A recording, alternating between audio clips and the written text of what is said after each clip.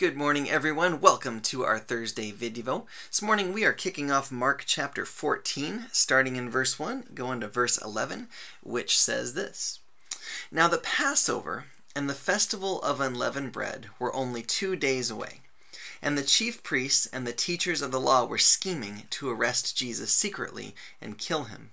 But not during the festival, they said, or the people may riot.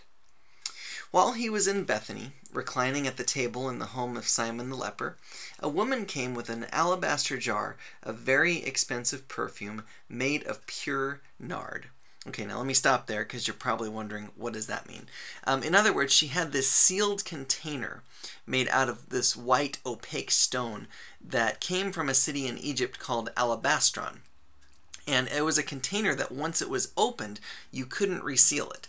And nard, this stuff they talk about this perfume being made from, was this substance that came from the root of a Himalayan plant that had this very strong fragrance. And the fact that Mark tells us it was made of pure nard, that Greek word that we translate as pure, implies this trustworthy quality. Like this is the genuine, real deal, unmixed stuff.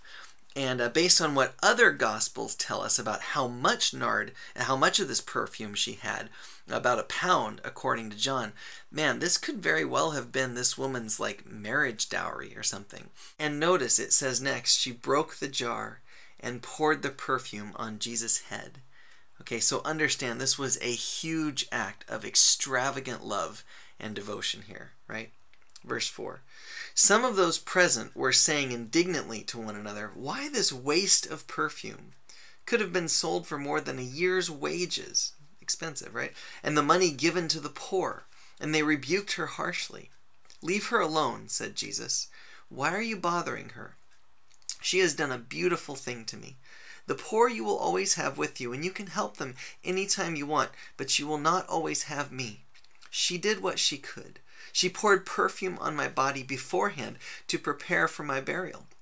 Truly I tell you, wherever the gospel is preached throughout the world, what she has done will also be told in memory of her." Then Judas Iscariot, one of the 12, went to the chief priests to betray Jesus to them. They were delighted to hear this and promised to give him money. So he watched for an opportunity to hand him over. And we'll plan to pick things up there on Sunday, but think about what this woman did, right? Because simply put, regardless of what anyone else thinks of our actions, Jesus is worth giving our absolute best to, isn't he? I mean, obviously he's God, so he's worth actually even more than anything we have to give. But hopefully you get what I mean. When it comes to giving our all in life, as far as our effort goes or anything, man, Jesus is worth all we have to give. That's why we do the things we do at SCC on Sundays, for example. It's why we try to keep a standard of excellence in the things we do, in the flow of the service, in the quality of the music, in the quality of the message, hopefully, in any graphic design we do. We try to keep a standard of excellence because God deserves the best we have to give, not leftovers or half-hearted efforts, man. We realize we can't be perfect, but we can give him excellence. So that's what we aim to do, because he deserves the best we have to give. So what about you today?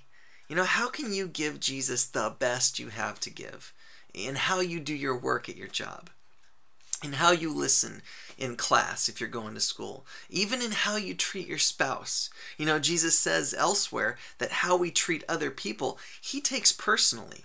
So how are you treating him today? How can you give him your absolute best?